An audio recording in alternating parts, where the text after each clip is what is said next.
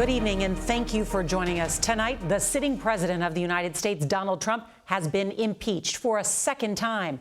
10 Republican members of the U.S. House broke with their party late today, joining 222 Democrats to approve a single article of impeachment. The charge, inciting the insurrection at the Capitol 1 week ago, an attack that left 5 people dead, dozens injured, and American democracy wounded. Tonight, the Speaker of the House, Nancy Pelosi, says she will immediately send the article of impeachment to the Senate so that the president can stand trial. But Mitch McConnell, the Republican leader in the Senate, says that won't happen before President-elect Joe Biden is inaugurated next Wednesday.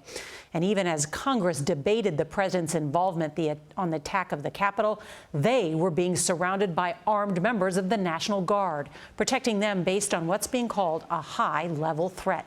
Now, sources tell CBS News tonight that investigators are now sifting through raw intelligence suggesting that armed extremists may be plotting to block bridges and trains into the city. So as we come on the air, President Trump is finally responding to all of this. In a new video produced by the White House, he says that he ordered the heightened security in D.C. and that he condemns last week's violence a full week after it happened. But he is still not accepting any responsibility for what happened. Well, there's a lot of breaking news on this historic day. Our team is standing by. CBS's Nancy Cordes is going to lead off our coverage tonight. Good evening, Nancy.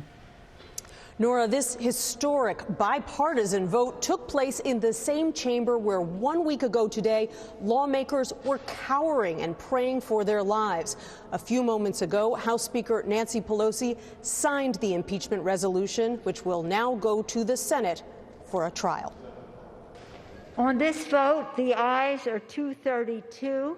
Voting in a Capitol that has now become a fortress, House members impeached the 45th president for putting them in harm's way 1 week ago today as they were trying to ratify the results of the election.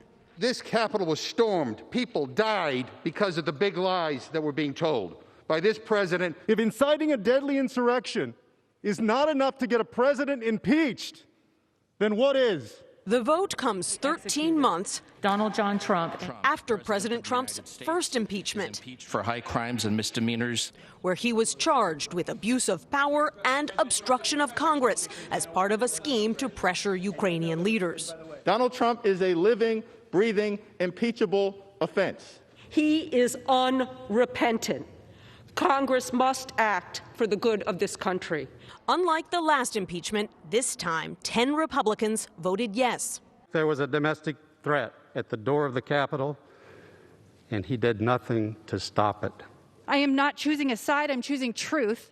It's the only way to defeat fear. Today's article of impeachment accuses Mr. Trump of sparking an insurrection, citing not just his comments last Wednesday. These people are not going to take it any longer.